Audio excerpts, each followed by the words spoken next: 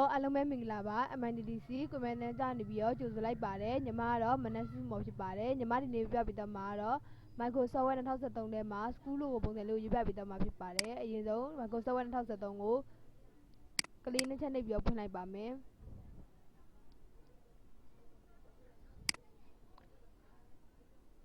ပွင့်လာပြီဆိုလို့ရှိရင်တော့ဒီညလေးမှာလေးယောက်ထဲကနေပြီးတော့စာရွက်တက်သွားယူပါမယ်စာရွက်ကိုA4 small ဆိုပြီးရေးလိုက်ပါမယ်ရွေးပြီးတော့ရှင်ဒီကောင်ကိုအလျားလိုက်လေးပြောင်းလိုက်ပါမယ် orientation မှာ landscape ကိုလုပ်လိုက်ပါဆုံးမလေးကနေပြီးတော့နည်းနည်းချက်ပြီးလိုက်မယ်ချက်ပြီးတော့ရှင်တော့ insert ထဲကိုလာပါမယ် insert ကနေပြီးတော့ change ဆိုတဲ့နေရာလေးမှာ rectangle ကိုရွေးပါမယ် rectangle ကိုရွေးပြီးတော့ကလစ်လေးနဲ့ဖြည်းဖြည်းဆွဲလိုက်ပါမယ်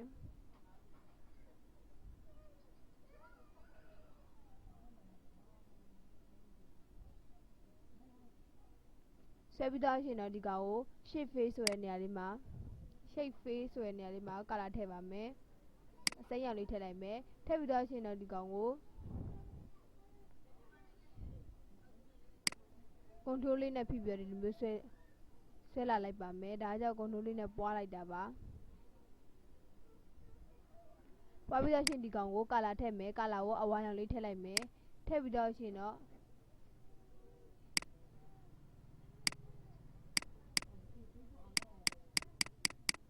နေရာလေးကနေပြီးတော့နည်းနည်းသေးပြလိုက်ပါ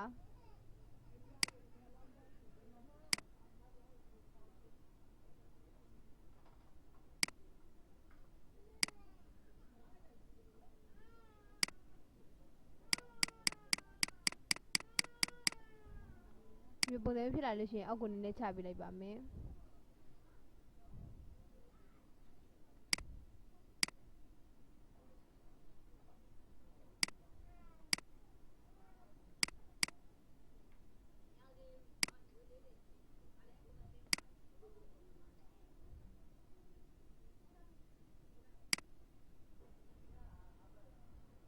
ကျိုးပွားအဲမြလေးနဲ့လည်းရွှေ့ပြီးလို့ရပါတယ်ပြီးတော့ရှင်တော့အဝိုင်းလေးဆွဲပါမယ် insert ထဲကိုဝင်လိုက်ပါမယ် insert ထဲကနေပြီးတော့ shape ဆိုတဲ့နေရာလေးမှာ over ဆိုတဲ့ဟာလေးကိုရွေးပါမယ်ရွေးပြီးတော့ရှင်မျိုးဆွဲလိုက်မယ်ဆွဲတဲ့အခါမှာ cube ပွား shift လေးကိုဖိပြီးတော့ဆွဲကြည့်လိုက်ပါ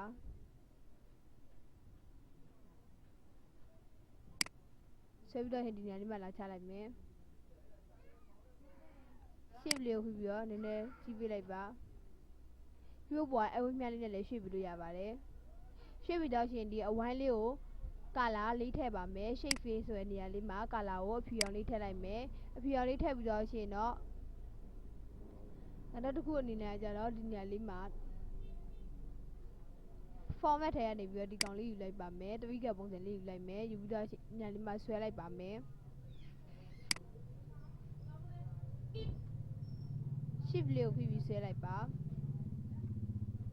ဒီကောင်ကိုမျိုးမြပုံစံလေးပြလာလို့ရှိရင်ဒီနေရာလေးကိုထားလိုက်ပါမယ်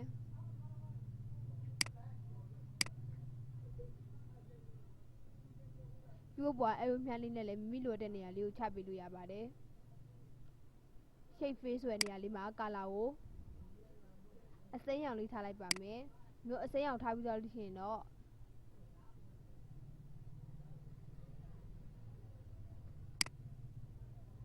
ကျောင်းတစ်စိပ်ပုံစံလေးမျိုးရလာပါပြီရလာပြီဆိုလို့ရှိရင်ဒီကောင်ကိုစာရေးမယ်ပေါ့နော်စာရေးမယ်ဆိုလို့ရှိရင်တော့ဒီနေရာလေးမှာ insert ထဲဝင်လိုက်ပါ insert ထဲကနေပြီးတော့ text box ထဲမှာစာရေးမယ်ဟာလေးယူလိုက်ပါမယ်ယူပြီးတော့ရှင်နည်းနည်းသေးပြလိုက်မယ်စာရေးပါမယ်home လေးကိုဝင်လိုက်ပါဝင်ပြီးတော့ရှင်တော့ဒီမှာ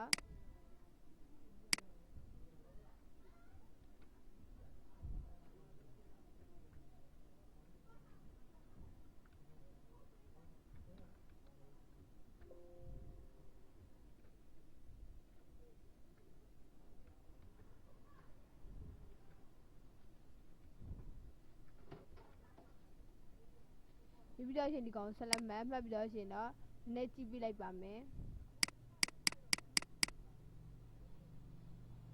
ကြည့်ပြီးတော့ရှင်တော့ဒီညာလေးကအဝိုင်းလေးပေါ်လာပြီဆိုလို့ရှင်လှည့်ပေးလိုက်ပါ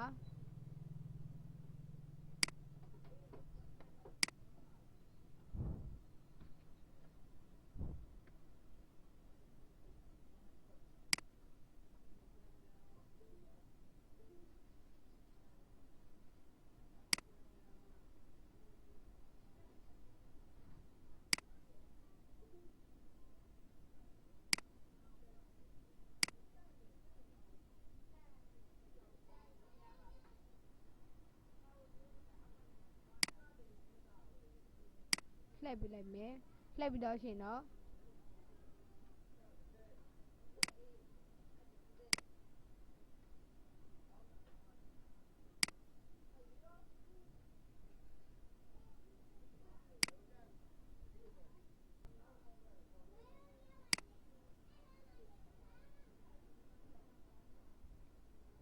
ရုပ်ပွားအဲ့လိုမြတ်လေးနဲ့လည်းရွှေ့ပြီးလို့ရပါတယ်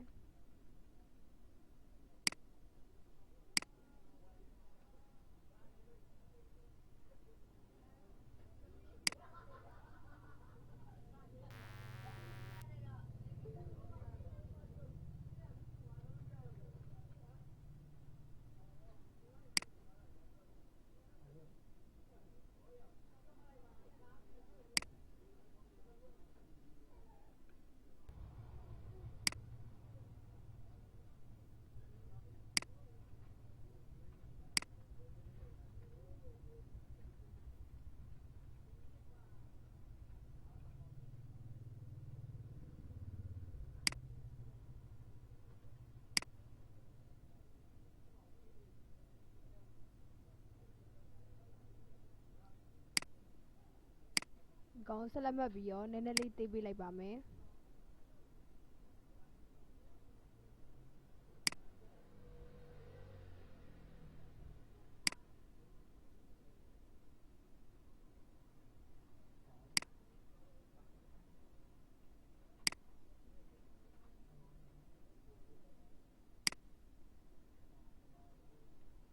ရုပ်ပွားအဲ့လိုမြတ်လေးနဲ့အရင်ချလိုက်ပါချပြီးတော့ရှင်တော့ဒီကောင်လေးကိုဒီမြင်းချောင်းလေးကိုဖြောက်ချင်တယ်ဆိုလို့ရှိရင်တော့ format ထဲကိုလာလိုက်ပါမယ် format ထဲကနေပြီးတော့ shape outline မှာ no outline ကိုရေးပြလိုက်ပါ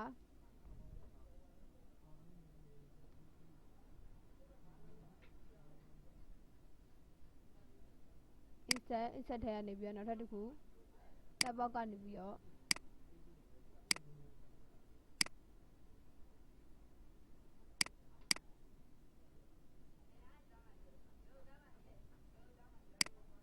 tab box ကနေပြီးတော့လုံးလို့ရတယ်လို့ဒီညာလေးကနေပြီးတော့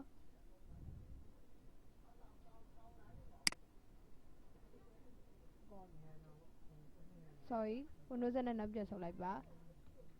ဒီကောင်လေးကိုပဲဆက်လက်ဝင်အောင်လုပ်လိုက်မယ်လုပ်ပြီးတော့ရှင်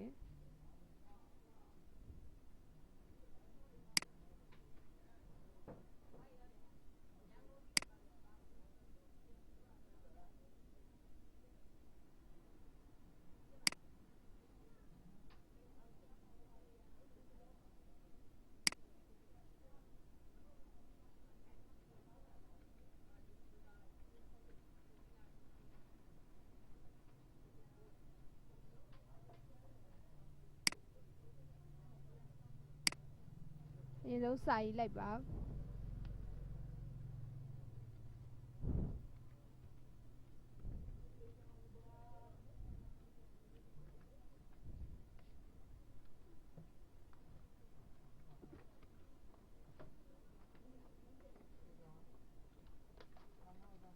ပြီးတော့ရှင်ဒီကောင်လေးနဲ့လှည့်ပေးလိုက်မယ်လှည့်ပေးပြီးတော့ရှင်တော့ format ထဲကိုဝင်လိုက်ပါ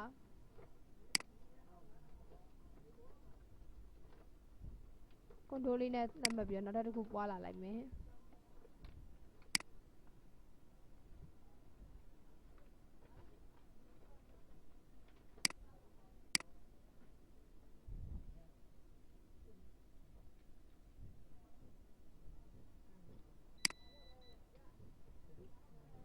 ရုပ်ပွားအဲ့လိုမြလေးနဲ့ရွှေ့လာလိုက်ပါ format ထဲကိုဝင်မယ်ဝင်ပြီးတော့ရှင်ဒီဟာလေးကိုဖျောက်ချင်တယ်ဆိုလို့ရှိရင်တော့ shape outline ကနေပြီးတော့ no outline ရေးပြလိုက်ပါ ဒီကောင်ကိုလည်း shift outline no outline ဆိုရေးပြလိုက်မယ်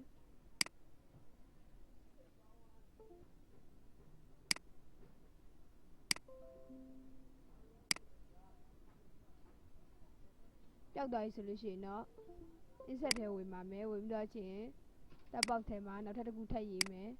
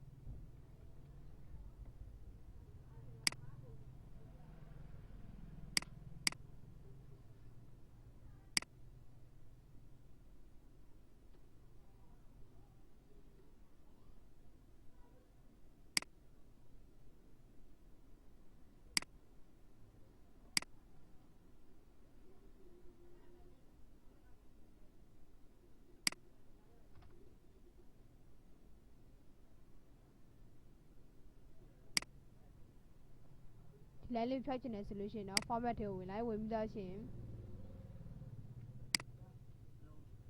no outline ရေးပြလိုက်ပါ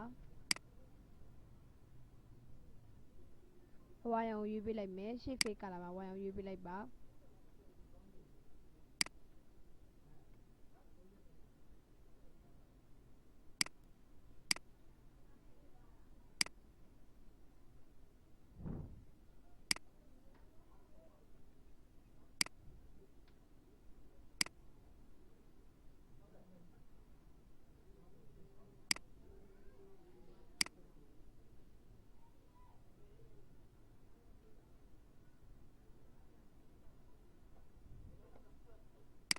လူပုံစံမျိုးရွေးလိုက်ပြီဆိုလို့ရှိရင်တော့ school logo ပုံစံလေးရလာပြီဖြစ်ပါတယ်ရလာပြီဆိုလို့ရှိရင်ဒီဟာလေးကိုတင်ထားခြင်းနဲ့ဆိုလို့ရှိရင်တော့ file ကနေပြီးတော့ save ကိုသွားလိုက်ပါ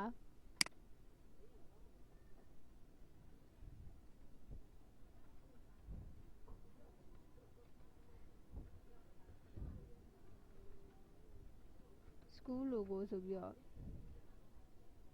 မှတ်လိုက်ပါမယ်မှတ်ပြီးတော့ရှင်တော့ save ကိုနှိပ်ပြီးလိုက်ပါဒါကြောင့် school logo ဆွဲပုံစံမျိုးလေးဖြစ်ပါတယ်ဒီဟာလေးကိုဆွဲတတ်မယ်လို့ထင်ပါတယ်ဒီသင်ခန်းစာလေးကိုကြားနေတတ်တယ်ဆိုလို့ရှိရင်တော့ like and subscribe လေးလုပ်ထားပေးပါအောင်နော်ကြည့်ရှုပေးရတဲ့အတွက်လည်းအားလုံးကျေးဇူးတင်ပါတယ်